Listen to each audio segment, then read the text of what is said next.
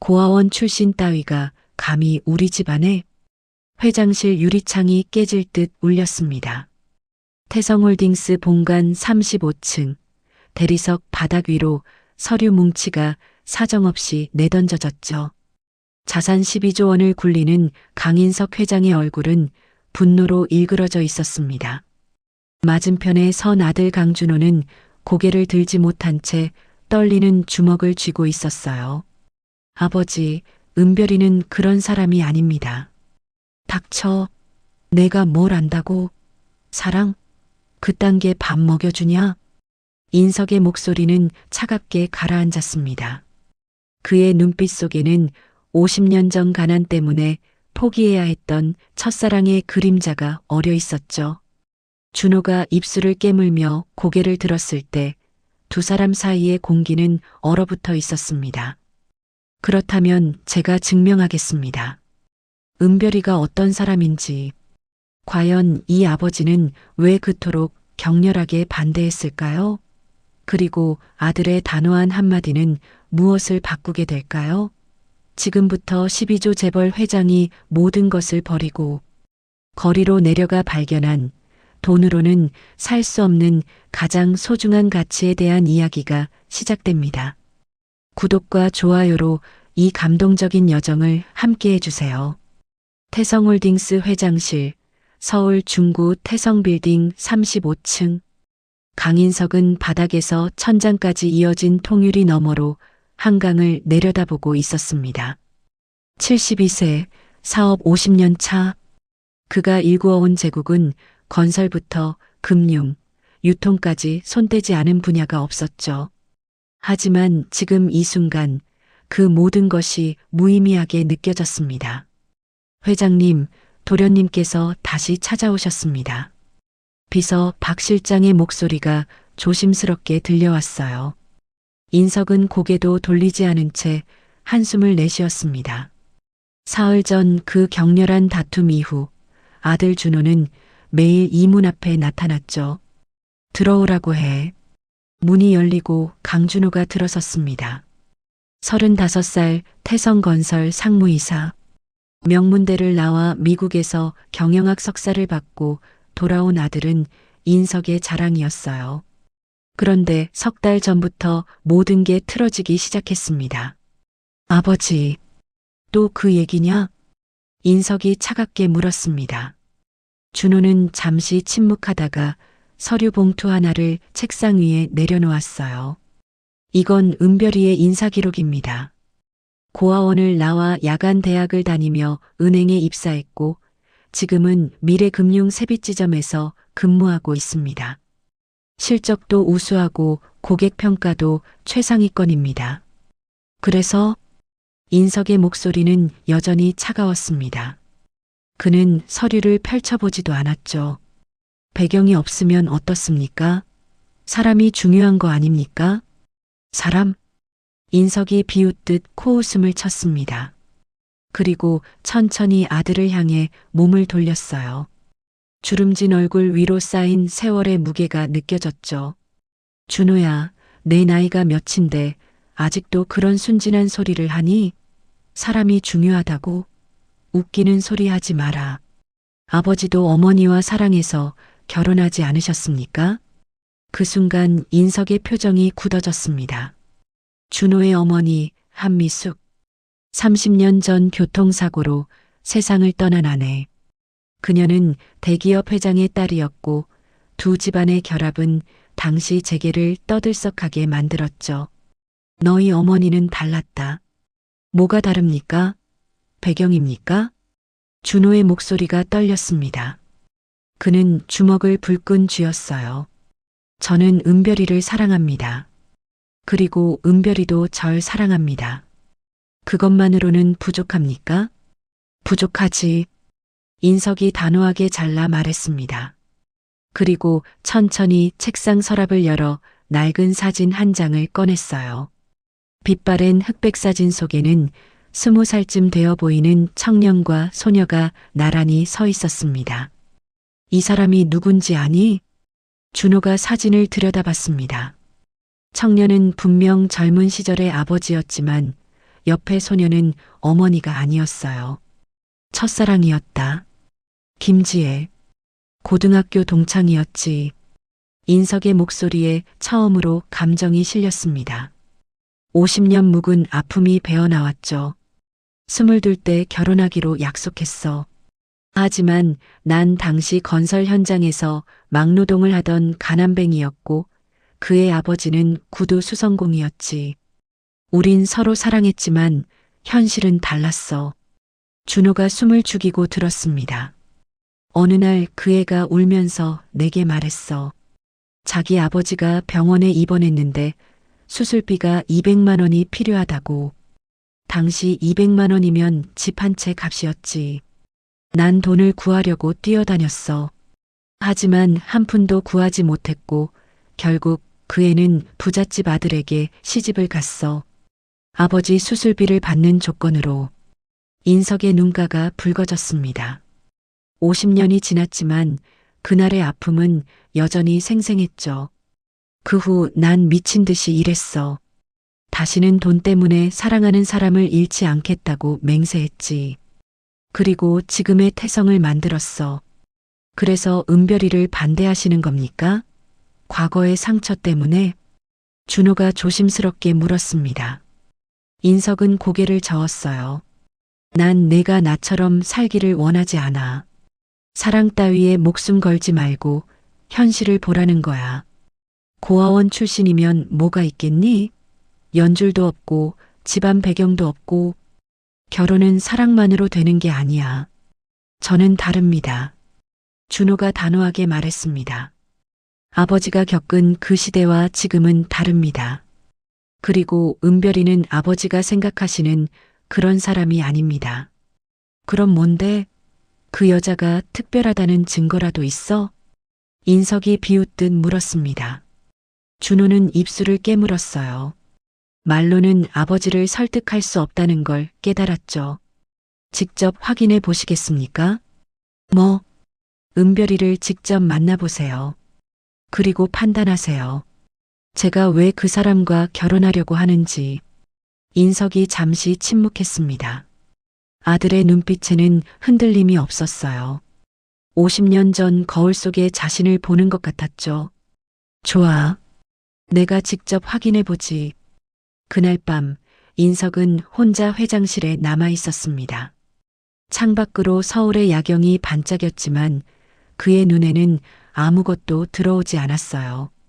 책상 위에는 준호가 두고 간 서은별의 인사 기록이 펼쳐져 있었죠. 고아원 출신, 야간대학, 은행원. 인석은 중얼거렸습니다. 서류상으로는 흠잡을 데 없는 경력이었어요. 하지만 그가 원하는 건 서류가 아니었죠. 진짜 사람을 보고 싶었습니다. 사람을 알려면 직접 부딪혀 봐야지. 인석의 머릿속에 어떤 계획이 떠올랐습니다. 회장의 자리에서 내려와 가장 낮은 곳에서 그 여자를 시험해 보는 것. 돈도 권력도 없는 초라한 노인의 모습으로 만난다면 그 여자의 본 모습을 볼 수 있을 거라고 생각했죠. 다음 날 아침 인석은 비서 박 실장을 불렀습니다. 일주일간 일정을 모두 취소해. 예. 하지만 회장님, 다음 주에 중요한 이사회가. 부회장이 맡으면 돼. 그리고 이걸 준비해줘. 인석이 메모지에 뭔가를 적어 건넸습니다. 박 실장은 메모를 읽고 눈이 휘둥그레졌어요. 회장님, 이건 물어보지 말고 준비만 해. 아, 그리고 희망 나눔 쉼터 위치도 알아봐. 노숙자 쉼터 말씀이십니까? 그래. 박 실장은 더 이상 묻지 않았습니다. 40년을 모신 그는 알고 있었죠. 회장님이 결정하면 누구도 막을 수 없다는 걸. 서울역 인근 희망 나눔 쉼터. 인석은 낡은 점퍼를 걸치고 쉼터 앞에 서 있었습니다. 평생 맞춤 정장만 입고 살았던 그에게 이 옷은 너무나 낯설었죠. 하지만 거울 속 자신의 모습은 완벽했습니다. 구부정한 허리, 헝클어진 머리, 때 묻은 옷. 누가 봐도 거리를 떠도는 노인이었어요. 어르신, 처음 오셨어요? 쉼터 입구에서 젊은 자원봉사자가 다가왔습니다. 인석은 고개를 끄덕였죠. 식사하러 오셨으면 이쪽으로 오세요. 아, 그리고 오늘 추우니까 옷도 한 벌 드릴게요. 자원봉사자의 친절한 말투가 인석의 가슴을 찔렀습니다. 이 사람은 자신이 12조 재벌이라는 걸 전혀 모르고 있었죠. 그저 도움이 필요한 노인으로만 보고 있었어요. 식당 안으로 들어가자 10여 명의 노숙자들이 밥을 먹고 있었습니다. 인석은 구석 자리에 앉아 배식을 받았어요. 스테인리스 식판 위에 놓인 밥과 국, 반찬. 50년 만에 먹어보는 무료급식이었죠. 형님, 처음 보는 얼굴인데 어디서 오셨어요? 옆자리에 앉은 60대 남자가 말을 걸었습니다. 인석은 잠시 망설이다가 대답했어요. 그냥 떠돌다가 왔습니다. 아, 그러시구나. 여기 밥은 괜찮아요. 자원봉사자들도 친절하고. 근데 형님, 이름이 뭐예요? 이름. 인석은 순간 당황했습니다. 강인석이라고 할 수는 없었죠. 눈앞의 식판을 보다가 문득 옛날 기억이 떠올랐어요. 어린 시절 동네 구멍가게 주인 할아버지 이름. 오창수입니다. 오창수? 아, 반갑습니다. 저는 이만식이에요. 앞으로 자주 보겠네요. 이만식은 환하게 웃으며 손을 내밀었습니다. 인석은 그 손을 잡았어요. 거칠고 투박한 손이었죠. 자신의 손도 일부러 로션을 바르지 않아 거칠게 만들어 놓았지만 이 사람의 손에 비하면 아무것도 아니었습니다. 식사 후 인석은 이만식과 함께 밖으로 나왔습니다. 11월 하순, 바람이 차갑게 불어왔어요. 창수 형님, 오늘 밤 어디서 주무실 거예요? 아직 정하지 못했습니다. 그럼 저랑 같이 가시죠. 제가 아는 곳이 있어요. 따뜻하진 않지만 비바람은 막을 수 있어요. 인석은 고개를 저었습니다. 그에게는 다른 목적이 있었죠. 괜찮습니다. 저는 갈 곳이 있어서요. 그래요? 그럼 조심히 가세요. 아, 참. 형님, 혹시 돈 좀 필요하세요? 이만식이 주머니를 뒤져 1,000원짜리 지폐 몇 장을 꺼냈습니다. 3,000원. 그에게는 아마 전 재산이었을 거예요. 이거라도 드릴게요. 형님이 저보다 나이도 많으신 것 같은데. 인석의 가슴이 뜨거워졌습니다. 자신에게는 아무 의미 없는 3,000원이 이 사람에게는 생존의 전부였죠. 그런데 그걸 나눠주려고 하다니. 아닙니다. 전 괜찮습니다. 에이, 그러지 마시고 받으세요. 우리가 서로 도와야죠. 이만식은 억지로 돈을 인석의 손에 쥐어주었습니다. 인석은 그 돈을 받아들고 한참을 말없이 서 있었어요. 나는 12조를 가지고도 아들의 행복을 인정하지 못했는데 이 사람은 3,000원을 나눠주고 있구나. 쉼터를 나와 인석은 지하철을 탔습니다. 4호선 명동역. 거기서 다시 2호선으로 갈아타고 강남역에서 내렸어요. 그리고 걸어서 15분 거리에 있는 미래금융 세빛지점으로 향했죠. 오후 2시 은행은 손님들로 붐볐습니다.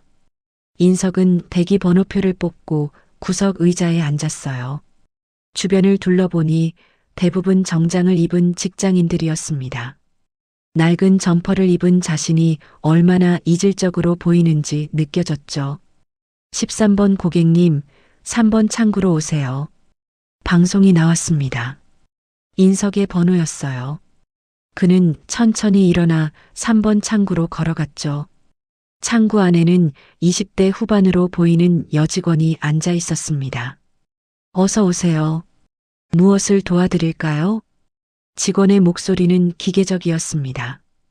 인석을 쳐다보지도 않은 채 컴퓨터 화면만 보고 있었죠. 적금을 들고 싶은데요. 얼마 단위로 하시겠어요? 8,000원이요. 그 순간 직원의 손이 멈췄습니다. 그리고 처음으로 인석을 쳐다봤어요.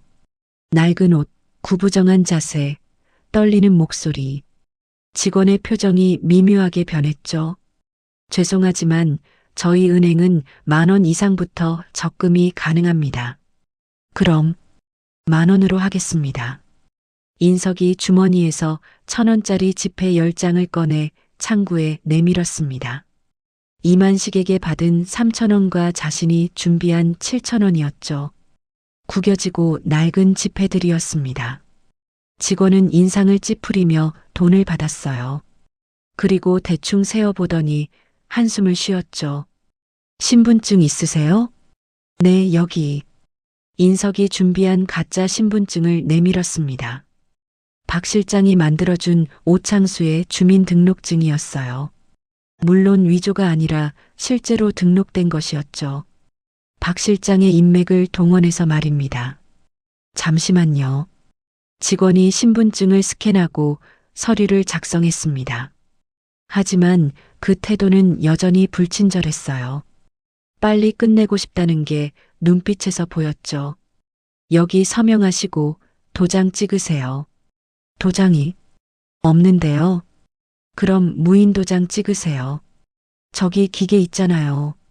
직원이 퉁명스럽게 무인 도장기를 가리켰습니다. 인석은 천천히 일어나 기계 앞으로 갔어요. 하지만 사용법을 몰라 한참을 헤맸죠. 아휴, 어르신. 이렇게 하는 거예요. 뒤에서 기다리던 한 손님이 짜증 섞인 목소리로 대신 찍어주었습니다. 인석은 고개를 숙여 감사 인사를 했어요. 다시 창구로 돌아와 서류를 제출했습니다. 직원은 통장을 만들어 인석에게 건넸죠. 네, 됐습니다. 다음 분. 그게 끝이었습니다. 인석은 통장을 받아들고 자리에서 일어났어요.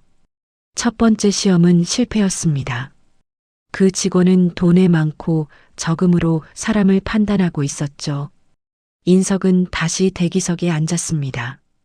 이번에는 다른 창구를 보기 위해서였어요. 4번 창구, 5번 창구, 6번 창구. 직원들의 태도를 하나하나 관찰했죠. 그러다가 7번 창구가 눈에 들어왔습니다. 거기 앉아있는 직원은 다른 사람들과 달랐어요. 손님이 누구든 어떤 용무든 상관없이 똑같은 미소로 응대하고 있었죠. 저 직원이 서은별인가? 인석은 자리에서 일어나 7번 창구로 다가갔습니다. 줄을 서서 기다리는 동안 그 직원을 유심히 관찰했어요. 20대 후반, 단정한 헤어스타일, 깔끔한 유니폼. 하지만 무엇보다 눈에 띄는 건 그 표정이었습니다. 진심 어린 미소였죠. 억지로 짓는 게 아니라 자연스럽게 나오는 그런 미소. 어서 오세요.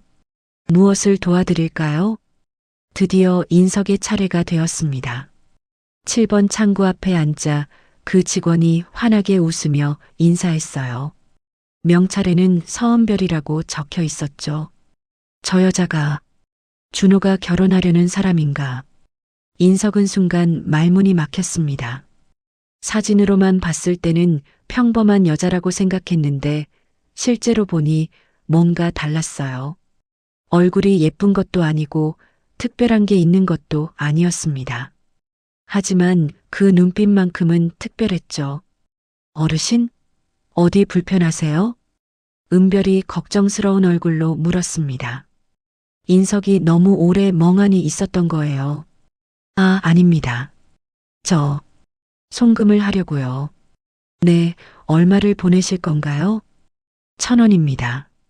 1,000원이요? 은별의 목소리에는 놀람도 무시도 없었습니다. 그저 확인하는 톤이었죠. 인석은 고개를 끄덕였어요. 네, 1,000원입니다. 알겠습니다. 받으실 분 계좌번호 알려주세요. 은별이 컴퓨터 화면을 보며 대기했습니다. 인석은 미리 준비해둔 메모지를 꺼냈어요. 거기에는 박 실장이 만들어준 또 다른 가짜 계좌번호가 적혀 있었죠. 2345-5678-9123-456. 인석이 떨리는 목소리로 숫자를 읽어 내려갔습니다. 일부러 천천히 더듬거리며 읽었어요. 뒤에서 기다리는 손님들의 한숨소리가 들렸죠. 어르신, 제가 대신 입력해 드릴게요.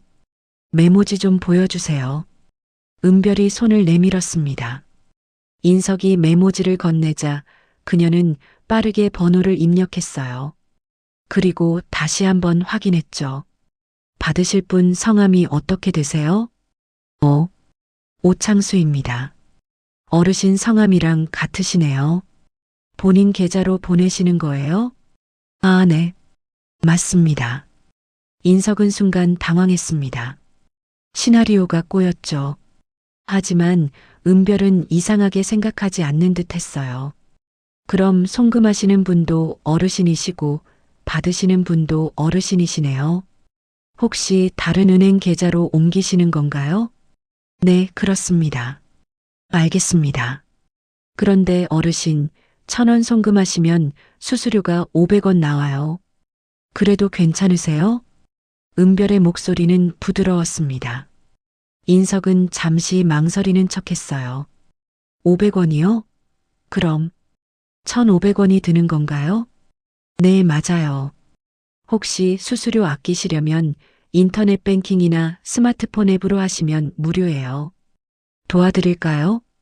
다른 직원 같았으면 그냥 송금 처리하고 끝냈을 겁니다. 하지만 은별은 달랐어요. 고객이 손해보지 않도록 먼저 알려주고 있었죠. 스마트폰은 없습니다. 아, 그러시구나. 그럼 이렇게 하세요. 지금은 창구에서 송금하시고 다음에 오실 때 제가 키오스크 사용법 알려드릴게요. 거기서 하시면 수수료가 안 나와요. 키오스크요? 네, 저기 벽에 붙어 있는 기계요. 어렵지 않아요. 제가 천천히 알려드릴게요. 은별이 환하게 웃으며 말했습니다. 그 미소에는 진심이 담겨 있었어요. 인석은 가슴 한쪽이 뜨거워지는 걸 느꼈죠. 고맙습니다. 아니에요. 당연한 거예요. 자, 그럼 여기 서명해 주세요. 은별이 서류를 내밀었습니다. 인석은 떨리는 손으로 오창수라고 서명했어요. 글씨가 삐뚤빼뚤했지만 은별은 아무 말도 하지 않았죠. 다 됐어요. 영수증 받아가세요. 그리고 어르신. 은별이 서랍에서 뭔가를 꺼냈습니다. 작은 비닐봉투였어요. 안에는 붕어빵 2개가 들어 있었죠. 오늘 출근길에 샀는데 못 먹을 것 같아요. 드시겠어요? 이건 괜찮아요. 어차피 버릴 거예요. 밖에 춥죠? 따뜻할 때 드세요. 은별이 붕어빵을 인석의 손에 쥐어주었습니다. 인석은 그 순간 말을 잃었어요. 단순한 친절이 아니었죠. 진짜 마음이 담긴 행동이었습니다. 감사합니다. 인석의 목소리가 떨렸습니다. 72년을 살면서 처음 느끼는 감정이었어요. 자신보다 가난한 사람에게서 받는 호의, 조건 없는 친절. 창구를 나와 인석은 은행 로비 의자에 앉았습니다. 손에 든 붕어빵을 한참 내려다보다가 한 입 베어 물었어요. 팥소가 달콤하게 입안에 퍼졌죠. 평생 미슐랭 레스토랑만 다니던 그에게 1,000원짜리 붕어빵은 그 어떤 요리보다 맛있었습니다. 이게 저 여자의 본 모습인가? 인석은 고개를 들어 7번 창구를 바라봤습니다. 은별은 다음 손님을 응대하고 있었어요. 노부부였는데 통장 정리를 해주고 있었죠. 역시 같은 미소, 같은 태도였습니다. 그때 은행 문이 열리며 한 남자가 들어왔습니다. 30대 초반 명품 시계를 찬 정장 차림. VIP 고객임이 한눈에 보였죠. 은별 씨. 그 남자가 큰 소리로 불렀습니다. 은별이 고개를 들었어요. 아, 김 과장님. 어서 오세요. 바쁜데 미안해요. 급하게 돈 좀 찾아야 해서. 괜찮아요.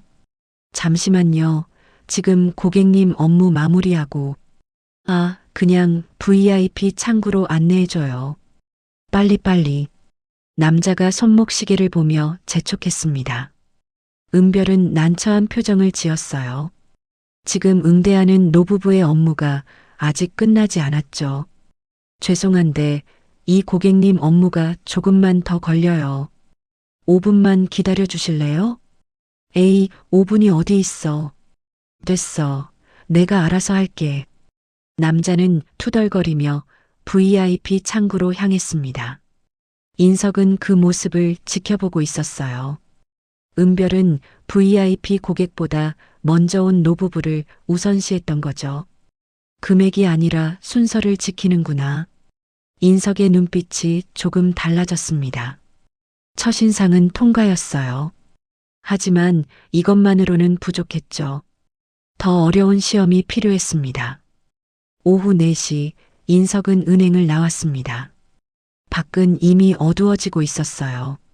찬바람이 얼굴을 때렸죠. 인석은 옷깃을 여미고 근처 카페로 들어갔습니다. 아메리카노 한 잔 주세요. 6,000원입니다. 인석은 지갑을 꺼냈습니다. 평소 사용하던 명품 지갑이 아니라 박 실장이 준비한 낡은 합성 피역 지갑이었어요. 그 안에는 10,000원짜리 지폐 몇 장만 들어 있었죠. 카페 창가 자리에 앉아 인석은 스마트폰을 꺼냈습니다. 비서 박 실장에게 메시지를 보냈어요. 서은별에 대한 자료 더 보내줘. 최근 6개월간 근무 기록, 고객 평가, 동료 평가 전부. 30초 후 답장이 왔습니다. 알겠습니다. 1시간 내로 보내드리겠습니다. 인석은 커피를 마시며 창밖을 바라봤습니다. 은행 건물이 보였어요. 7번 창구는 보이지 않았지만 은별이 아직도 손님을 응대하고 있을 거라고 생각했죠. 첫 번째 시험은 통과했어. 하지만 진짜는 지금부터야. 인석의 눈빛이 차갑게 가라앉았습니다. 그는 결심했어요. 앞으로 일주일간 매일 다른 방식으로 은별을 시험하기로. 그날 밤 강남 펜트하우스가 아닌 서울역 근처 고시원에 들어간 인석은 좁은 방 침대에 누웠습니다. 4제곱미터 남짓한 공간. 화장실도 공용이고 에어컨도 없었죠. 하지만 이상하게도 잠은 잘 왔습니다. 50년 만에 느껴보는 가난이구나. 인석은 천장을 바라보며 중얼거렸습니다. 20살 때 판잣집에서 살던 기억이 떠올랐어요. 그때는 미래가 보이지 않았죠. 하지만 지금은 달랐습니다. 언제든 이 가난에서 벗어날 수 있었죠. 서은별은 평생 이런 삶을 살아왔겠지. 고아원에서 나와서 혼자 힘으로. 잠들기 전 인석은 박 실장이 보내온 자료를 읽었습니다.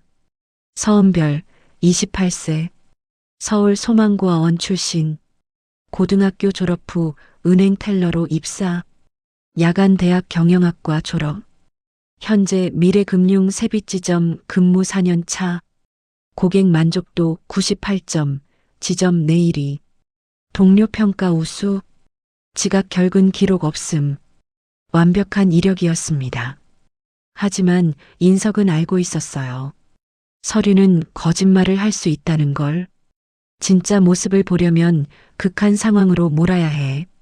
인석은 스마트폰을 내려놓고 눈을 감았습니다. 내일은 두 번째 시험이 기다리고 있었죠. 다음 날 아침 9시 인석은 다시 미래금융 세빛지점 앞에 서 있었습니다. 이번에는 더 낡은 옷을 입고 왔어요. 구멍난 장갑, 해진 목도리, 때 묻은 운동화. 완벽한 노숙자의 모습이었죠. 은행 문을 열고 들어서자 따뜻한 남방 바람이 얼굴을 감싸왔습니다. 하지만 안내 직원의 시선은 차가웠어요. 어르신, 무슨 일로 오셨어요? 키오스크. 사용법을 배우고 싶은데요. 인석이 떨리는 목소리로 말했습니다. 안내 직원은 인상을 찌푸렸죠. 키오스크요? 저기 있잖아요. 직접 해보세요. 사용법을 모르는데. 에휴, 요즘 노인네들은 왜 이렇게 배우려고 안 하는지. 저기 가서 화면 보면서 누르면 돼요. 안내 직원이 퉁명스럽게 키오스크를 가리켰습니다. 인석은 고개를 숙이고 키오스크 앞으로 갔어요. 하지만 화면을 봐도 무엇을 어떻게 해야 할지 알 수가 없었죠. 저기, 어떻게 하는 건지. 아이고, 어르신. 제가 도와드릴게요. 뒤에서 익숙한 목소리가 들렸습니다. 돌아보니 서은별이었어요. 그녀는 환하게 웃으며 다가왔죠. 어제 오신 어르신이시죠? 키오스크 배우러 오신 거예요? 네. 수수료가 안 나온다고 해서요. 맞아요. 제가 천천히 알려드릴게요. 자, 먼저 여기 송금 버튼을 눌러보세요. 은별이 인석의 옆에 서서 하나하나 설명해 주었습니다. 화면을 짚어주고 번호를 누르는 법을 보여주고 실수하면 다시 알려주고 15분이 넘게 걸렸죠. 잘하셨어요. 이제 혼자서도 하실 수 있겠어요? 아직 좀 어려운데요. 괜찮아요. 다음에 또 오시면 제가 또 알려드릴게요. 몇 번 하시면 금방 익숙해지실 거예요. 은별이 웃으며 말했습니다. 그때 지점장이 다가왔어요. 서대리, 뭐 하는 거야? VIP 고객 기다리잖아. 아, 죄송합니다. 지금 가겠습니다. 은별이 황급히 고개를 숙였습니다. 하지만 인석에게 다시 한번 웃어 보이고 창구로 돌아갔죠. 지점장은 인석을 훑어봤습니다. 그리고 코웃음을 쳤어요. 어르신, 바쁜 시간인데 직원 붙잡고 있지 마세요. 키오스크 사용법은 유튜브 보면 다 나와요. 죄송합니다. 인석이 고개를 숙였습니다. 지점장은 더 이상 말하지 않고 자리로 돌아갔어요. 하지만 그 시선에는 불쾌함이 담겨 있었죠. 인석은 다시 키오스크 앞에 섰습니다. 은별이 알려준 대로 천천히 따라 해봤어요. 송금 버튼을 누르고 계좌번호를 입력하고 금액을 넣고 2,000원을 송금하는데 10분이 걸렸습니다. 됐다. 인석은 작은 성취감을 느꼈습니다. 평생 비서가 모든 걸 해줬는데 처음으로 혼자 은행 업무를 본 거예요. 이상하게도 기분이 좋았죠. 영수증을 받아들고 돌아서는데 은별이 창구에서 손을 흔들었습니다. 인석도 고개를 숙여 인사했어요. 은행을 나와 인석은 근처 공원 벤치에 앉았습니다. 11월 하순의 바람은 매서웠어요. 손이 시려왔죠. 평소 같았으면 차에 타고 있을 시간이었지만 지금은 그럴 수 없었습니다. 오전 11시 은별이 은행에서 나왔습니다. 휴게실로 가는 게 아니라 밖으로 나온 거예요. 인석은 몸을 숨기며 지켜봤죠. 은별은 근처 편의점으로 갔습니다. 삼각김밥 2개와 우유 한 팩을 샀어요. 그리고 공원으로 향했죠. 인석이 앉아있는 벤치 옆을 지나갔습니다. 어르신? 은별이 인석을 알아봤습니다. 깜짝 놀라는 표정을 지었죠.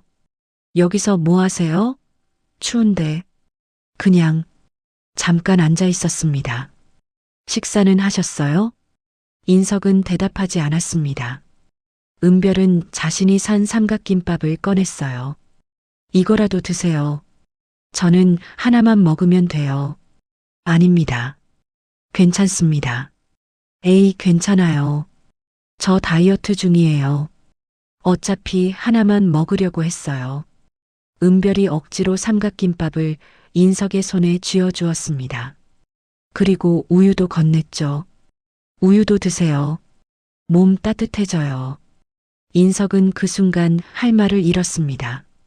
어제는 붕어빵이었고 오늘은 삼각김밥이었어요. 은별은 자신의 점심을 나눠주고 있었죠. 고맙습니다. 아니에요.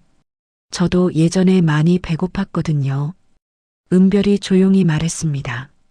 그녀의 눈빛에 과거의 기억이 스쳤어요. 저는 고아원에서 자랐어요. 18살까지. 그때 정말 배고팠어요. 하루에 2끼만 먹었고 반찬도 늘 부족했죠. 그래서 지금도 누군가 배고파하는 걸 보면 그냥 지나칠 수가 없어요. 은별의 고백이었습니다. 인석은 삼각김밥을 쥔 손에 힘을 주었어요. 가슴 한쪽이 뜨거워졌죠. 고아원에서 나오셨다고요? 네. 18살 때 나와서 바로 은행에 입사했어요. 처음에는 정말 힘들었어요. 아는 게 없었거든요. 어떻게 말해야 하는지, 어떻게 행동해야 하는지 다 배워야 했어요. 지금은 잘 적응하신 것 같은데요. 아직 멀었어요. 배울 게 많아요. 은별이 수줍게 웃었습니다.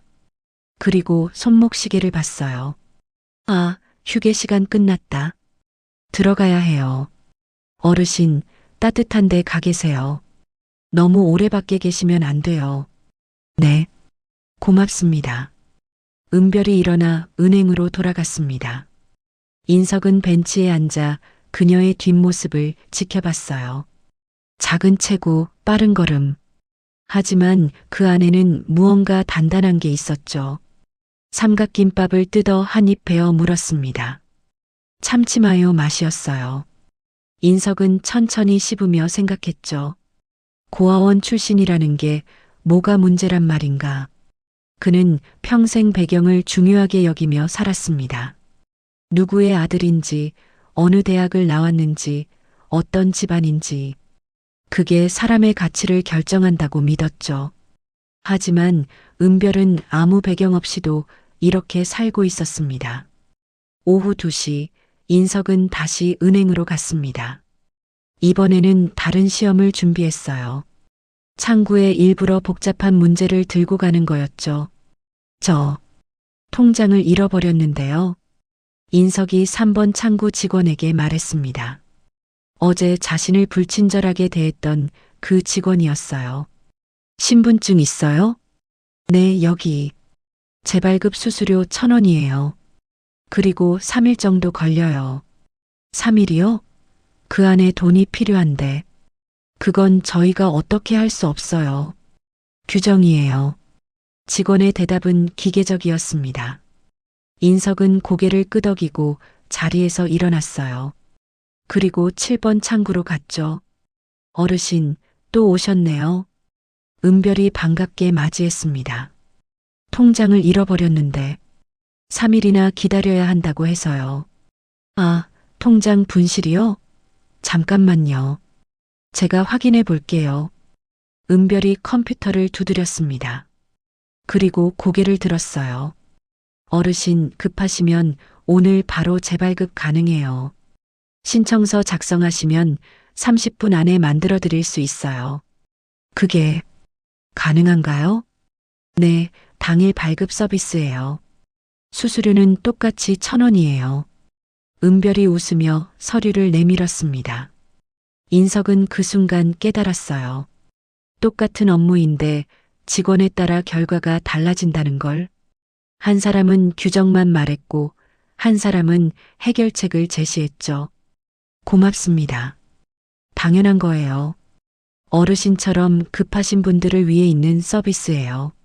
서류를 작성하고 30분을 기다리는 동안 인석은 은행 안을 관찰했습니다. 은별은 쉴 틈 없이 손님을 응대하고 있었어요. 미소는 한 번도 사라지지 않았죠. 어르신, 새 통장 나왔어요. 은별이 통장을 건네며 말했습니다. 앞으로는 조심히 보관하세요. 그리고 혹시 또 잃어버리시면 바로 은행에 전화해서 정지 신청하셔야 해요. 번호 알려드릴게요. 은별이 메모지에 은행 전화번호를 적어주었습니다. 인석은 그 메모지를 받아들고 한참을 바라봤어요. 이 사람은 진짜구나. 사흘이 지났습니다. 인석은 매일 아침 희망나눔 쉼터에서 식사를 하고 낮에는 미래금융 세빛지점 주변을 배회했어요. 은별의 출퇴근 시간, 점심시간, 업무 패턴을 모두 파악했죠. 그리고 확신했습니다. 은별은 가짜가 아니라고. 하지만 인석은 마지막 시험을 준비하고 있었습니다. 가장 어려운 시험. 극한 상황에서 본성이 드러나는 시험이었죠. 목요일 저녁 6시 은별이 은행에서 나왔습니다. 평소보다 30분 늦은 퇴근이었어요. 인석은 벤치에서 일어나 그녀의 뒤를 따랐죠. 은별은 지하철역으로 향했습니다. 2호선을 타고 신림역에서 내렸어요. 그곳에서 버스로 갈아타고 30분을 더 갔죠. 인석도 계속 따라갔습니다. 은별이 도착한 곳은 낡은 다세대 주택이었습니다. 반지하 빌라, 페인트가 벗겨진 외벽, 녹슨 철문. 인석은 멀리서 지켜봤어요. 이런 곳에서 살고 있었구나. 은별이 집 안으로 들어가고 10분 후 불이 켜졌습니다. 반지하라 창문이 낮았고 밖에서도 안이 어렴풋이 보였어요. 은별은 코트를 벗고 부엌으로 갔습니다. 라면을 끓이는 것 같았죠. 인석은 가슴이 먹먹해졌습니다. 은행에서는 늘 단정하고 밝은 모습이었는데 집에 돌아온 그녀는 지쳐 보였어요. 어깨가 축 처진 채 창가에 앉아 라면을 먹는 모습이 쓸쓸해 보였죠. 준호와 결혼하면 저런 삶에서 벗어날 수 있을 텐데.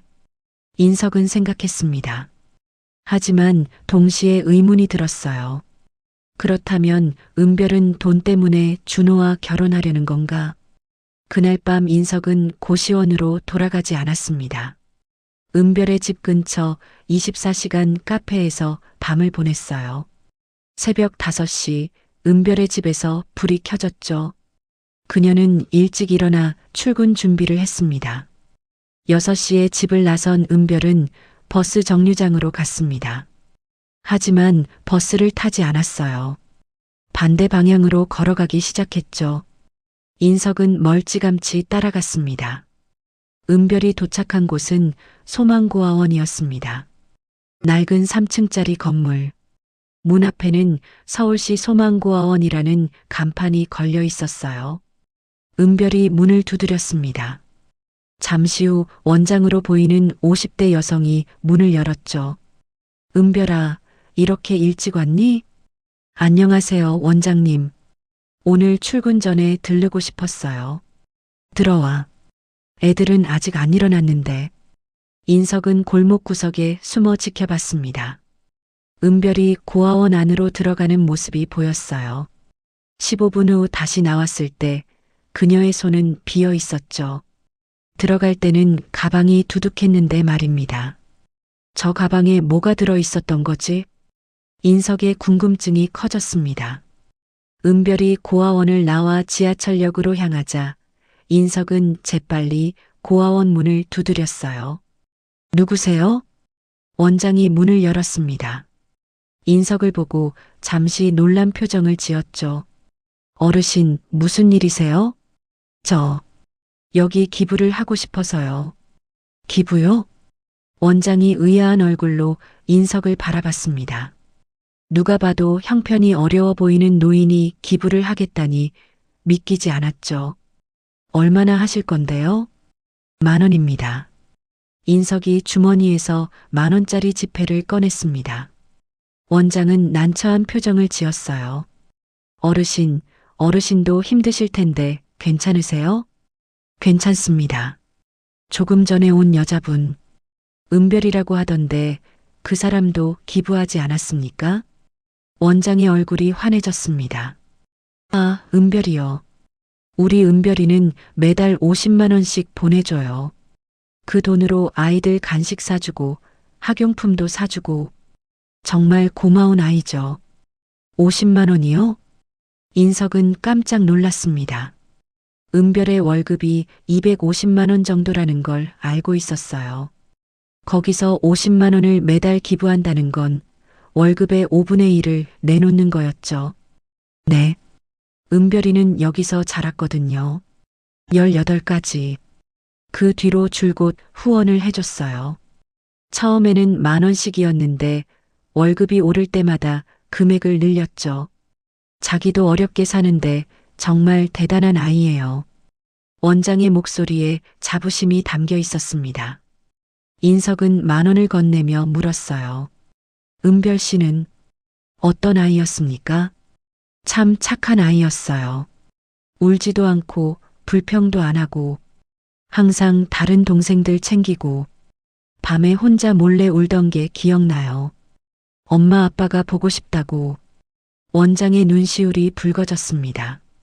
그래도 은별이는 포기하지 않았어요. 공부 열심히 하고 아르바이트도 하고 은행 시험 붙었을 때 정말 기뻤어요. 이제 잘 살 수 있겠다 싶었죠. 지금은 결혼할 사람이 있다고 들었습니다. 네, 들었어요. 좋은 사람이래요. 은별이가 정말 행복해 했어요. 평생 가족이 없었는데 이제 가족을 만들 수 있다고 원장이 환하게 웃었습니다. 인석은 고개를 숙였어요. 가슴이 먹먹해졌죠. 가족을 만들고 싶어 하는 건가? 돈 때문이 아니라 고아원을 나와 인석은 은별이 간 방향으로 걸었습니다. 지하철역까지 15분. 출근 시간이라 역은 붐볐어요. 인석은 은별을 찾았지만 보이지 않았죠. 오전 9시 미래금융 세빛지점. 인석은 다시 은행 문을 열었습니다. 7번 창구에는 은별이 앉아 있었어요. 여전히 밝은 미소로 손님을 맞이하고 있었죠. 저렇게 새벽부터 움직였는데 지친 기색도 없구나. 인석은 대기 번호표를 뽑고 기다렸습니다. 하지만 오늘은 창구로 가지 않았어요. 그냥 지켜보기만 했죠. 은별이 일하는 모습, 손님을 대하는 태도, 동료와 대화하는 방식. 모든 게 진심이었습니다. 점심시간이 되자 은별이 밖으로 나왔습니다. 편의점에서 삼각김밥을 사더니 공원 벤치로 갔어요. 인석이 앉아있던 그 벤치였죠. 어르신, 은별이 인석을 발견하고 놀란 표정을 지었습니다. 또 여기 계세요? 추운데 왜 밖에? 그냥 앉아 있었습니다. 식사는요? 인석은 대답하지 않았습니다. 은별은 한숨을 쉬며 자신의 삼각김밥을 꺼냈어요. 또 드릴 수밖에 없네요. 자, 받으세요. 아닙니다. 당신이 드세요. 전 괜찮아요. 다이어트 중이에요. 은별이 웃으며 삼각김밥을 건넸습니다. 하지만 인석은 고개를 저었어요. 거짓말입니다. 당신은 다이어트가 필요 없어요. 그리고 새벽부터 움직였잖습니까? 배고플 텐데. 은별의 표정이 굳었습니다. 어떻게 소망고아원에 갔죠? 50만 원을 기부하고. 은별의 얼굴이 하얗게 질렸습니다. 인석은 천천히 말을 이었어요. 당신 월급이 250만 원인데 50만 원을 매달 기부한다는 게 쉬운 일입니까? 반지하 빌라에 살면서 라면으로 저녁을 때우면서. 누구세요? 왜 저를 미행하신 거예요? 은별의 목소리가 떨렸습니다. 두려움과 당황이 섞여 있었죠. 미안합니다. 하지만 알아야 했어요. 당신이 어떤 사람인지. 인석이 고개를 들었습니다. 은별과 눈이 마주쳤어요. 서은별 씨, 당신은 왜 강준호와 결혼하려고 합니까? 은별의 눈이 커졌습니다. 그 이름을 아는 사람은 많지 않았거든요. 준호 씨를 어떻게 대답해 주시겠습니까? 재벌 집 아들이니까 결혼하려는 겁니까? 돈 때문입니까? 은별의 눈에 눈물이 고였습니다. 하지만 그녀는 울지 않았어요. 그저 조용히 대답했죠. 아닙니다. 저는 준호 씨가 재벌인 줄 모르고 만났어요. 1년 전 이 은행 앞에서 우연히 마주쳤죠. 넘어진 할머니를 함께 부축했어요. 은별의 목소리는 떨렸지만 단호했습니다. 그 뒤로 자주 만났어요. 준호 씨는 제게 자기 집안 얘기를 한 적이 없었어요. 그냥 건설회사에 다닌다고만 했죠. 6개월 전에야 알았어요.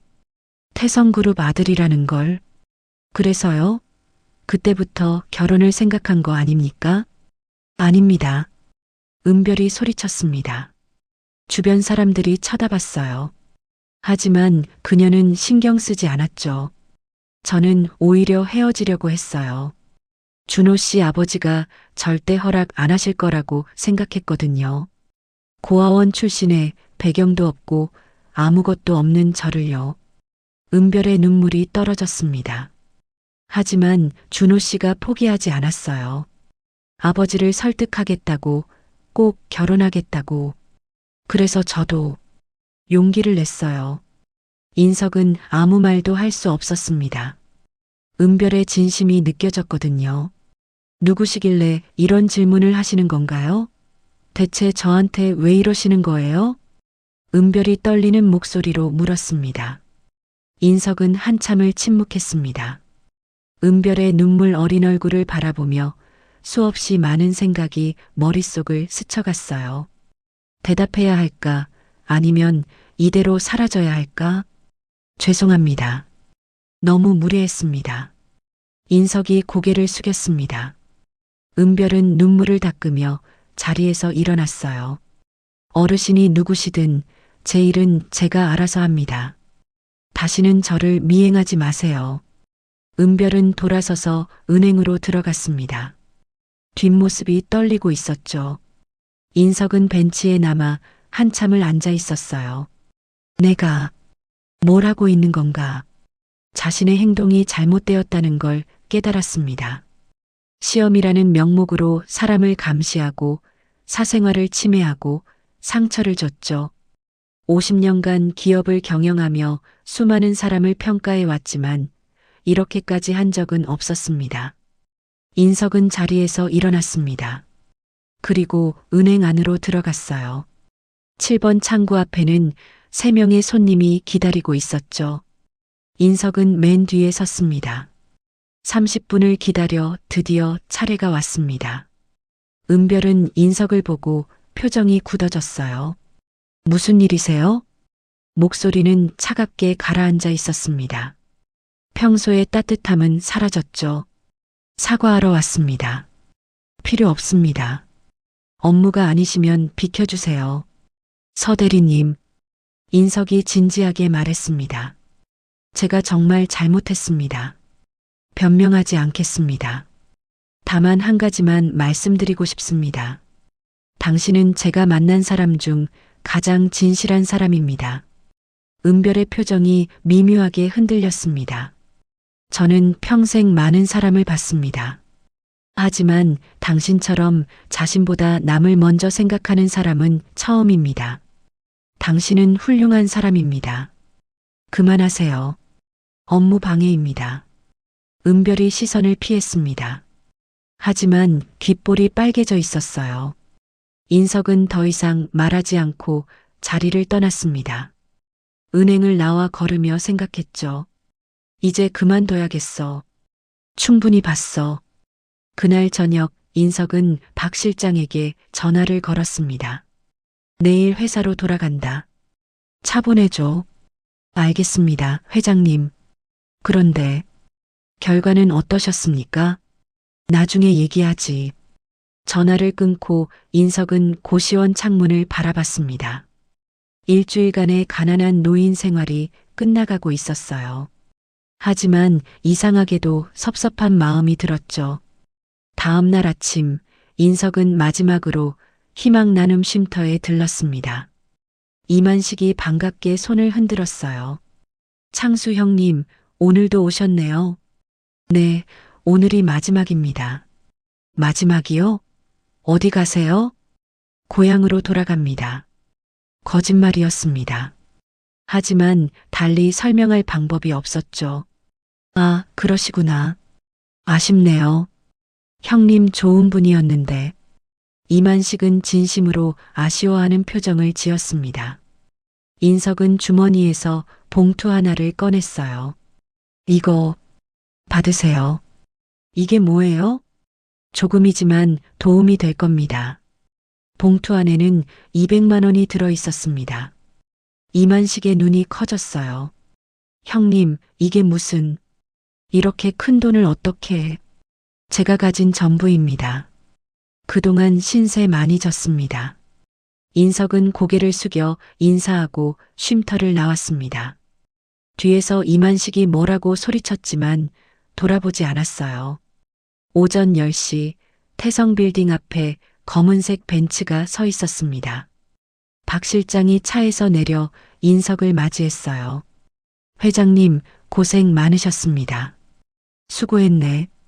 인석이 차에 타자 익숙한 가죽 시트의 감촉이 느껴졌습니다. 일주일간 느껴보지 못한 편안함이었죠. 하지만 왠지 어색했어요. 회사로 가시겠습니까? 아니, 집으로. 알겠습니다. 차가 출발했습니다.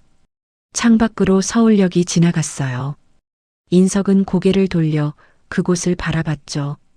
일주일간 자신이 살았던 곳. 이제는 영원히 돌아가지 않을 곳. 집에 도착하자 가정부 최 여사가 반갑게 맞이했습니다. 회장님, 어디 다녀오셨어요? 걱정했잖아요. 잠깐 볼 일이 있었네. 인석은 서재로 들어갔습니다. 넓은 공간, 비싼 가구, 벽을 가득 채운 책들. 모든 게 제자리에 있었죠. 하지만 텅 빈 느낌이었습니다. 책상에 앉아 인석은 서랍을 열었습니다. 50년 전 첫사랑 김지혜의 사진이 있었어요. 그 사진을 오래 바라보다가 조용히 말했죠. 지혜야, 내가 틀렸던 것 같아. 그날 오후 인석은 아들 강준호를 불렀습니다. 준호는 긴장한 얼굴로 서재에 들어왔어요. 아버지, 부르셨습니까? 앉아라. 준호가 소파에 앉았습니다. 인석은 창밖을 바라보며 천천히 말을 시작했어요. 일주일간 은별 씨를 만나봤다. 준호의 표정이 굳어졌습니다. 아버지께서 직접요? 그래. 노숙자로 변장해서 말이야. 뭐라고요? 준호가 벌떡 일어났습니다. 믿을 수 없다는 표정이었죠. 미안하다. 너무 무례한 짓을 했어. 하지만 직접 확인하고 싶었다. 그 여자가 정말 우리 며느리가 될 자격이 있는지. 그래서요? 결론이 뭡니까? 준호의 목소리가 떨렸습니다. 인석은 고개를 돌려 아들을 바라봤어요. 자격이 있더구나. 아니, 자격이 넘쳐. 순간 준호의 눈에서 눈물이 흘러내렸습니다. 35년을 살며 아버지 앞에서 운 건 이번이 처음이었어요. 아버지, 서은별 씨는 훌륭한 사람이야. 배경이 없는 게 아니라 스스로 배경을 만들어 온 사람이지. 돈이 없는 게 아니라 가진 걸 나눌 줄 아는 사람이고, 가족이 없는 게 아니라 가족을 간절히 원하는 사람이야. 인석의 목소리도 떨렸습니다. 나는 50년 동안 잘못 살아왔어. 배경과 돈만 보고 사람의 진짜 가치를 보지 못했지. 하지만 그 여자는 나한테 가르쳐 줬어. 사람의 가치는 통장 잔고가 아니라 남을 대하는 태도에 있다는 걸. 그럼 결혼을 허락해 주시는 겁니까? 허락이 아니야. 부탁이지. 인석이 자리에서 일어나 준호에게 다가갔습니다. 그리고 아들의 어깨에 손을 얹었어요. 제발 그 여자와 결혼해라. 그리고 행복하게 살아라. 내가 이루지 못한 사랑을 너는 꼭 지켜라. 준호는 더 이상 참지 못하고 아버지를 껴안았습니다. 인석도 아들을 꼭 안아주었어요.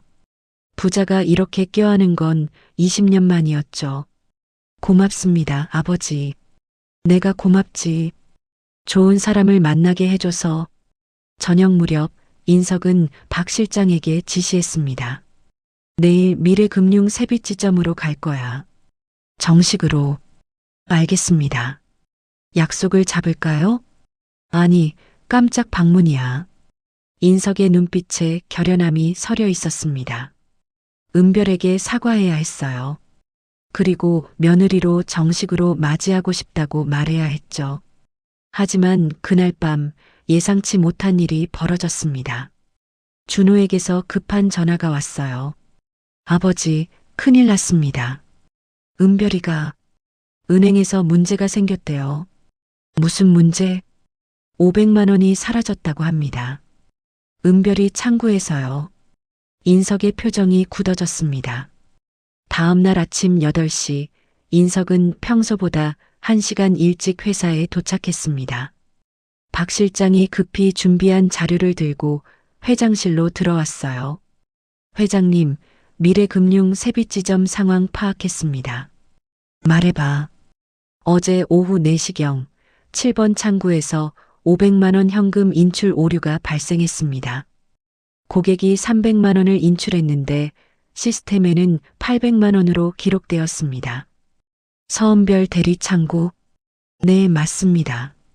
그런데 문제는 실제 금고 잔액과 시스템 잔액이 500만 원 차이가 난다는 겁니다. 인석의 눈빛이 날카로워졌습니다.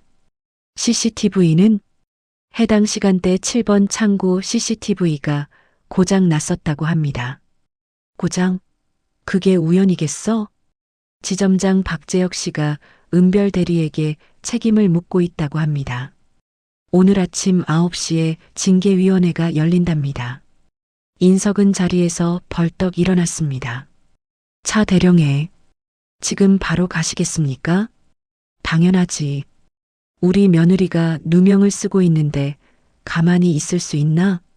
박 실장은 처음 듣는 우리 며느리라는 단어에 잠시 멍했습니다. 하지만 곧 정신을 차리고 차 키를 챙겼죠. 오전 8시 45분 미래금융 세빛지점. 인석이 도착했을 때 은행 문은 아직 열리지 않았습니다. 하지만 안에는 불이 켜져 있었어요. 2층 회의실 창문으로 여러 사람의 실루엣이 보였죠. 회장님, 어떻게 하시겠습니까? 들어가자. 인석이 은행 문을 두드렸습니다. 잠시 후 직원 한 명이 문을 열었어요. 죄송합니다만 아직 영업시간이. 직원의 말이 멈췄습니다. 인석의 뒤로 박 실장과 경호원 2명이 서 있었죠. 3천만 원짜리 정장을 입은 인석의 위압감은 대단했습니다. 태성홀딩스 강인석입니다. 지점장을 만나러 왔어요. 태성홀딩스요? 직원이 당황하며 안으로 안내했습니다. 계단을 올라 2층 회의실 문을 열었어요. 회의실 안에는 5명이 앉아 있었습니다. 지점장 박재혁, 본부 감사 2명, 그리고 은별과 은별 옆에 앉은 노조위원. 모두 인석을 보고 자리에서 일어났죠. 누구십니까? 박재혁이 떨리는 목소리로 물었습니다. 인석은 회의실 한가운데로 걸어갔어요. 태성홀딩스 회장 강인석입니다. 태성홀딩스 회장님이요? 박재혁의 얼굴이 하얗게 질렸습니다. 태성홀딩스는 미래금융의 제2대주주였어요. 인석이 한마디면 지점장 자리 따위는 날아갈 수 있었죠. 회장님께서 왜 이런 곳에? 그건 나중에 말씀드리고 지금 무슨 회의 중입니까? 인석이 차갑게 물었습니다. 박재혁은 은별을 흘끗 쳐다보며 대답했어요. 직원 징계 건입니다. 큰 금액 오류가 발생해서요. 오류가 누구 책임입니까? 7번 창구 담당자인 서은별 대리입니다. 증거가 있습니까? 박재혁이 말문이 막혔습니다. 본부 감사 중 한 명이 나섰어요. 시스템상으로는 서대리 창구에서 오류가 발생했습니다. 그리고 실제 금고 잔액도 500만 원이 부족합니다. CCTV는요? 고장이었습니다. 참 신기하네요. 하필 그 시간에 고장이라니. 인석의 목소리에 비아냥이 섞였습니다. 본부 감사가 인상을 찌푸렸죠. 회장님, 죄송하지만 이건 저희 은행 내부 문제입니다. 대주주시라 해도 내부 문제라고요? 인석이 차갑게 웃었습니다. 제 며느리가 누명을 쓰고 있는데 내부 문제라고 하십니까? 회의실이 순식간에 조용해졌습니다. 모두가 은별을 쳐다봤어요. 은별은 믿을 수 없다는 표정으로 인석을 바라보고 있었죠. 며느리라고요? 박재혁이 더듬거리며 물었습니다. 네. 서은별 대리는 우리 준호와 약혼한 사이입니다. 그러니까 제 며느리가 맞죠. 인석이 은별을 향해 고개를 숙였습니다. 은별 씨, 늦어서 미안합니다. 은별의 눈에서 눈물이 흘러내렸습니다. 일주일 전 공원 벤치에서 만났던 그 노인이 오창수라고 했던 그 사람이 태성홀딩스 회장이었던 거죠. 어르신이 회장님이셨어요? 네. 용서하십시오. 속였습니다. 인석이 다시 한번 고개를 숙였습니다. 72년을 살며 남에게 고개를 숙인 적이 거의 없었지만 지금은 진심으로 미안했어요. 그럼 지금까지 시험이었습니다. 당신이 정말 우리 며느리가 될 자격이 있는지 확인하고 싶었어요. 정말 무례한 짓이었습니다. 회의실이 술렁거렸습니다. 박재혁은 식은땀을 흘리며 상황을 파악하려 했죠. 회장님, 그러시다면 이 문제는 제가 직접 조사하겠습니다. 인석이 박 실장을 돌아봤습니다. 본사 감사팀 불러. 알겠습니다. 박 실장이 전화를 걸었습니다. 10분 후 태성홀딩스 감사팀 5명이 회의실로 들어왔어요. 지난 3개월간 이 지점의 모든 거래 내역을 조사해 특히 지점장 창구 기록을 집중적으로. 알겠습니다, 회장님. 감사팀이 움직이기 시작했습니다. 박재혁의 얼굴은 이미 새하얗게 질려 있었어요. 회장님, 저는 아무것도. 조사 결과가 나오면 알겠죠. 인석이 냉정하게 말했습니다. 그리고 은별에게 다가갔어요. 은별 씨, 잠시 얘기할 수 있을까요? 네. 두 사람은 회의실을 나와 옥상으로 올라갔습니다. 11월 말의 바람이 차갑게 불었어요. 정말 회장님이셨어요? 은별이 떨리는 목소리로 물었습니다. 인석은 고개를 끄덕였죠. 네. 강인석입니다. 준호의 아버지. 그럼 일주일 동안 당신을 시험했습니다. 노숙자로 변장해서 가장 낮은 곳에서 당신을 봤어요. 돈도 권력도 없는 초라한 노인을 당신이 어떻게 대하는지. 인석의 목소리가 떨렸습니다. 그리고 알았습니다. 당신이 얼마나 훌륭한 사람인지. 8,000원 적금을 들러온 노인에게도 1,000원 송금하러 온 노인에게도 당신은 똑같은 마음으로 대했어요. 붕어빵을 나눠주고 삼각김밥을 나눠주고 키오스크 사용법을 가르쳐주고. 은별이 눈물을 닦았습니다. 그건 당연한 거예요.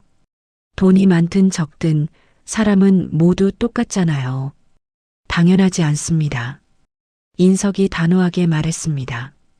이 세상 대부분의 사람들은 돈으로 사람을 평가해요. 저도 그랬고요. 하지만 당신은 달랐어요. 당신은 진짜로 사람을 봤습니다. 회장님, 서은별 씨, 우리 며느리가 되어주시겠습니까? 인석이 정중하게 허리를 숙였습니다. 72세 노인이 28세 여자에게 고개를 숙이는 모습. 은별은 황급히 인석을 붙잡았어요. 안 됩니다. 제가 어떻게. 됩니다. 당신은 자격이 넘쳐요. 제가 평생 만난 사람 중 가장 훌륭한 사람입니다. 두 사람은 한참을 그렇게 서 있었습니다. 차가운 바람이 불었지만 마음은 따뜻했어요. 1시간 후 감사팀이 결과를 들고 왔습니다. 회장님, 확인했습니다. 말해봐. 지점장 박재혁이 지난 6개월간 총 2,300만 원을 횡령했습니다. 고객 계좌에서 소액씩 빼돌린 뒤 시스템을 조작했습니다. 그리고 이번 500만 원은 본인이 빼돌렸지만 서은별 대리에게 책임을 전가하려 했습니다. CCTV도 고의로 끈 것으로 확인됩니다. 인석의 눈빛이 차갑게 가라앉았습니다. 경찰에 신고해. 그리고 은행 본사에 보고하고. 알겠습니다. 회의실로 돌아가자 박재혁은 이미 바닥에 무릎을 꿇고 있었습니다. 회장님, 용서해 주십시오. 제가 잘못했습니다. 가족이 있습니다. 제발. 당신이 횡령한 돈 때문에 얼마나 많은 고객들이 피해를 입었는지 아십니까? 그리고 죄 없는 직원에게 누명을 씌우려 했죠. 인석의 목소리는 차가웠습니다. 법대로 처리하십시오. 경찰이 도착해 박재혁을 연행했습니다. 은별은 멍하니 그 모습을 지켜봤어요. 은별 씨, 인석이 은별을 불렀습니다. 오늘부터 쉬세요. 그동안 고생 많았습니다. 저는 괜찮습니다. 일할 수 있어요. 아닙니다. 결혼 준비해야죠. 인석이 환하게 웃었습니다. 은별도 눈물을 흘리며 웃었어요. 2주일 후 강남구 청담동 태성그룹 본관 귀빈실. 오늘은 양가 상견례가 있는 날이었습니다. 하지만 은별에게는 친정이 없었어요. 소망고아원 원장님과 언니처럼 지내던 선배 직원 한 명이 전부였죠. 오후 2시 은별이 도착했습니다. 단정한 베이지색 원피스를 입고 머리를 단아하게 묶었어요. 원장님과 선배가 양옆에 서 있었죠. 은별아, 긴장하지 마. 잘할 수 있어. 원장님이 은별의 손을 꼭 잡아주었습니다. 은별은 떨리는 숨을 내쉬며 고개를 끄덕였어요.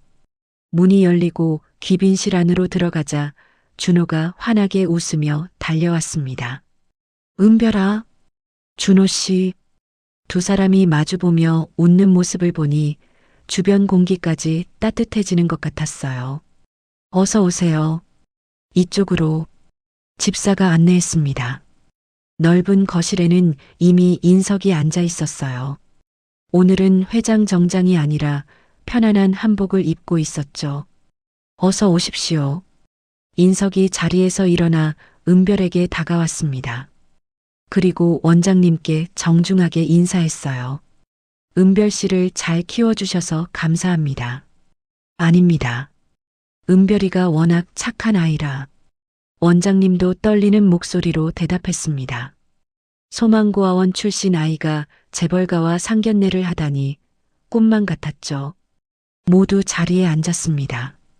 준비된 다과가 테이블 위에 놓였어요. 하지만 아무도 손을 대지 않았죠.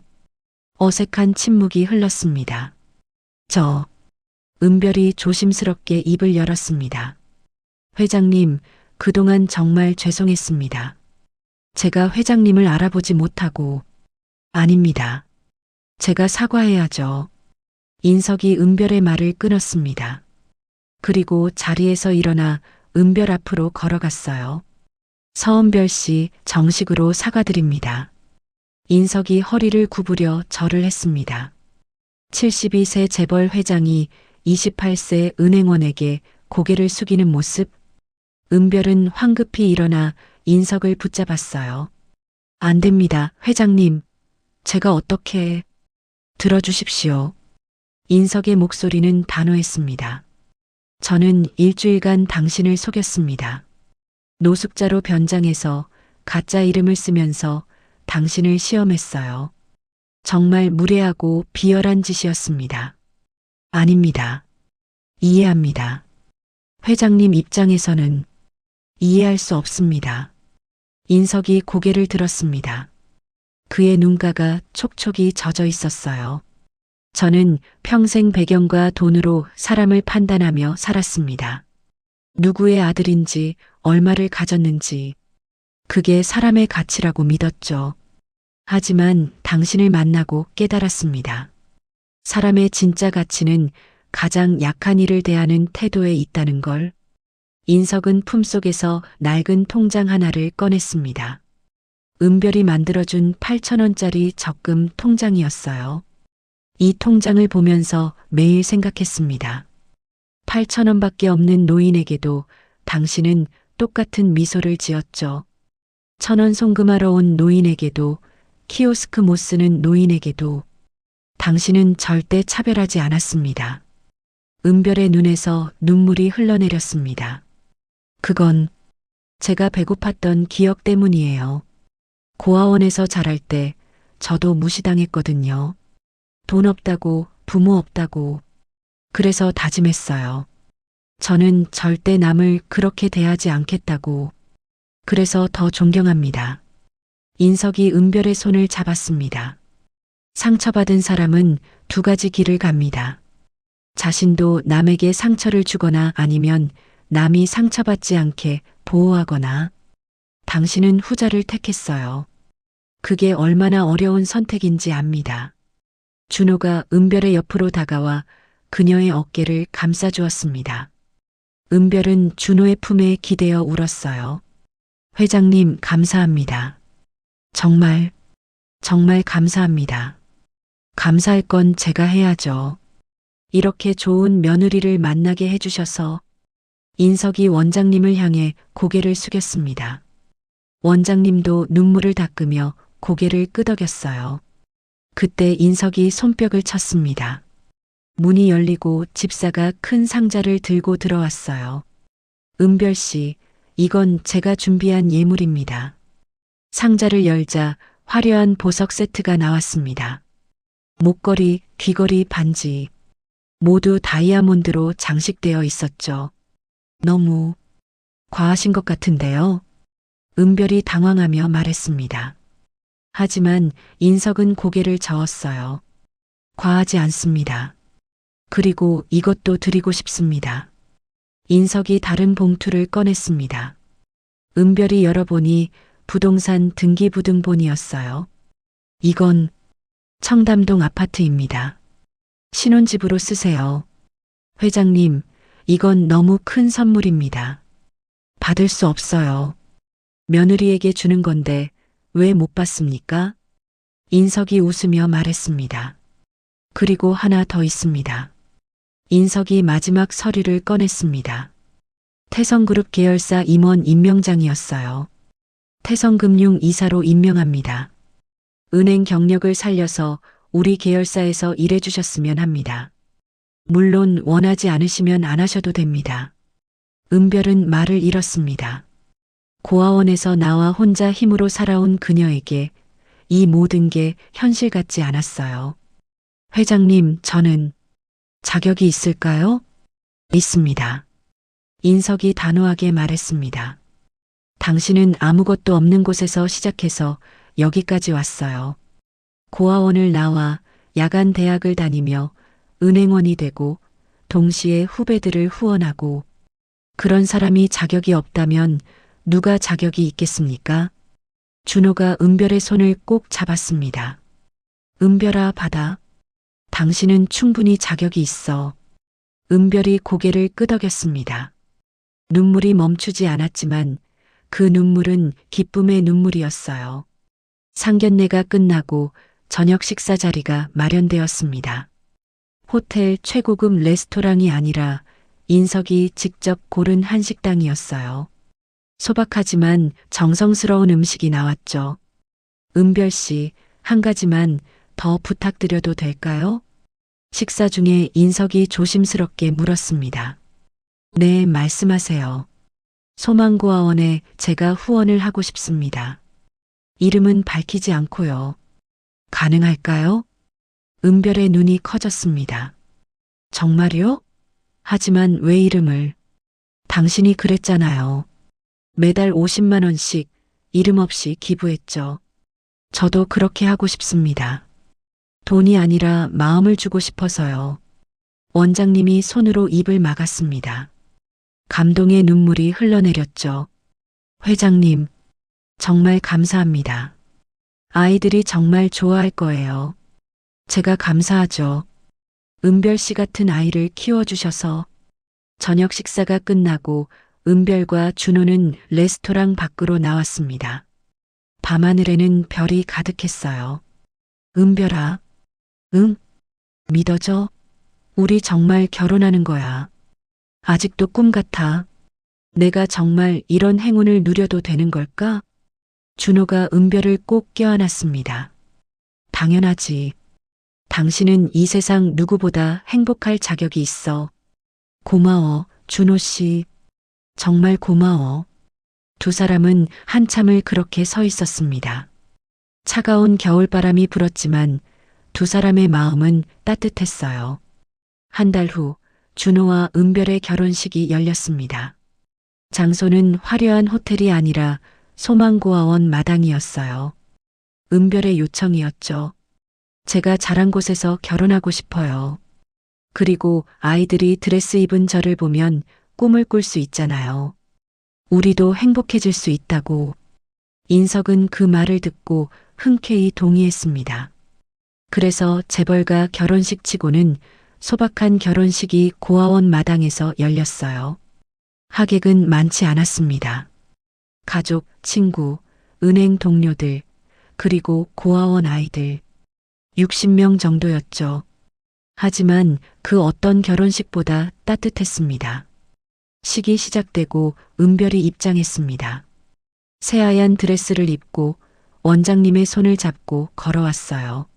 아버지가 없는 은별을 대신해 원장님이 바통을 넘겨주기로 했죠. 은별아, 행복해라.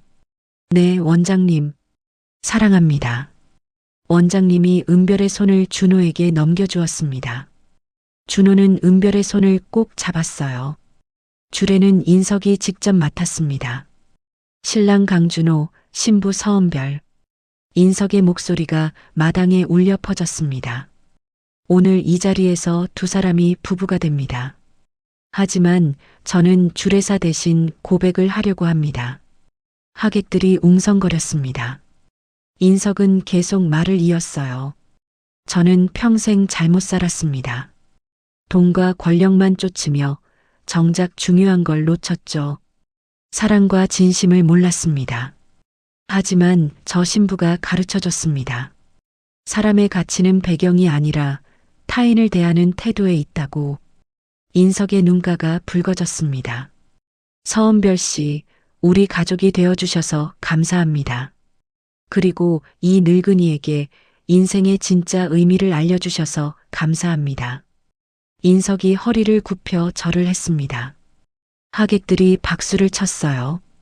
은별은 눈물을 흘리며 인석에게 달려가 그를 부축했죠. 회장님, 아니, 아버님, 감사합니다. 아니다. 내가 감사하지. 결혼식이 끝나고 피로연이 이어졌습니다. 고아원 아이들이 준비한 작은 공연도 있었어요. 노래를 부르고 춤을 추고 축하 카드를 전달했죠. 은별 언니 축하해요. 언니처럼 저도 행복해질 수 있을까요? 아이들의 순수한 질문에 은별이 대답했습니다. 당연하지. 너희도 다 행복해질 수 있어. 포기하지 않으면 꿈은 이뤄져. 인석은 그 모습을 멀리서 지켜보고 있었습니다. 준호가 다가와 아버지 옆에 섰어요. 아버지, 고맙습니다. 내가 고맙지. 좋은 사람 만나게 해줘서. 아버지도 이제 행복하시죠?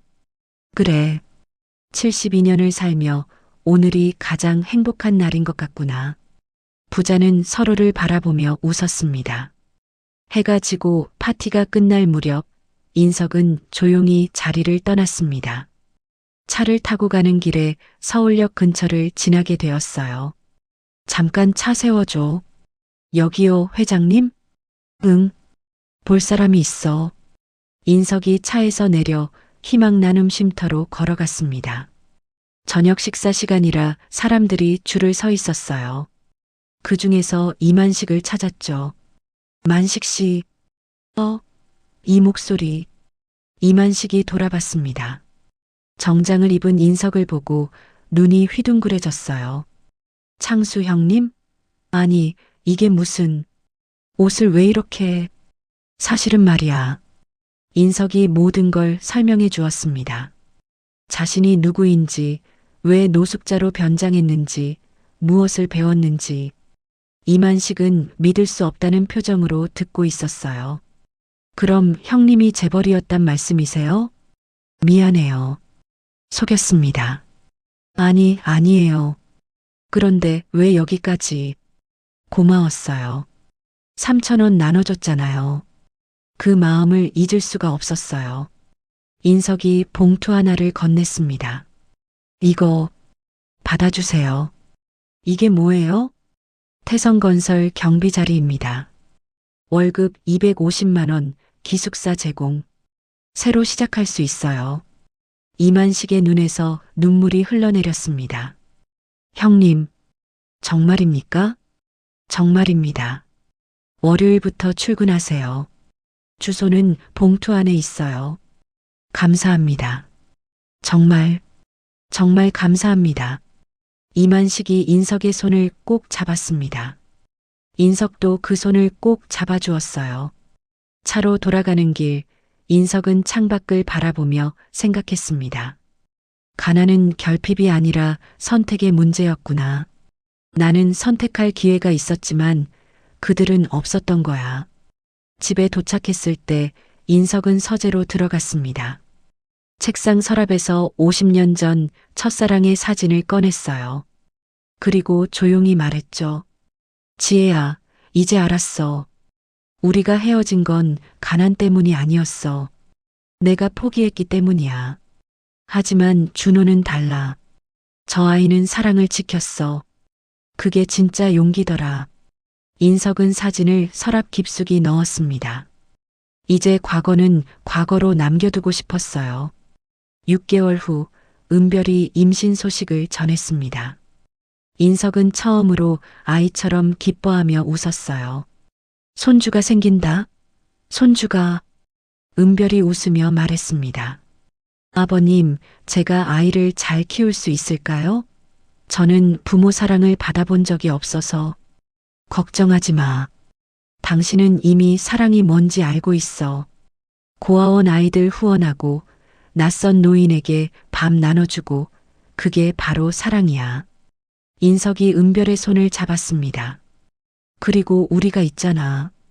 이제 당신은 혼자가 아니야. 우리 가족이야. 은별의 눈에 눈물이 고였습니다.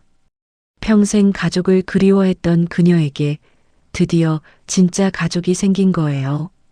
그날 밤 인석은 오랜만에 일기를 썼습니다. 오늘은 인생에서 가장 행복한 날이다. 손주가 생긴다는 소식을 들었다. 72년을 살며 깨달았다. 사람의 가치는 통장 잔고가 아니라 다른 사람을 대하는 태도에 있다는 것을, 가장 약한 이를 어떻게 대하느냐가 그 사람의 진짜 모습이라는 것을. 서은별이라는 사람을 만나 나는 다시 태어났다. 이제 남은 인생은 제대로 살아야겠다. 일기를 덮고 인석은 창밖을 바라봤습니다. 별이 가득한 밤하늘. 어디선가 은별이도 같은 하늘을 보고 있겠죠. 12조 재벌 회장은 깨달았습니다. 진짜 부자는 돈이 많은 사람이 아니라 사람을 소중히 여길 줄 아는 사람이라는 걸. 그리고 그는 이제 진짜 부자가 되었습니다.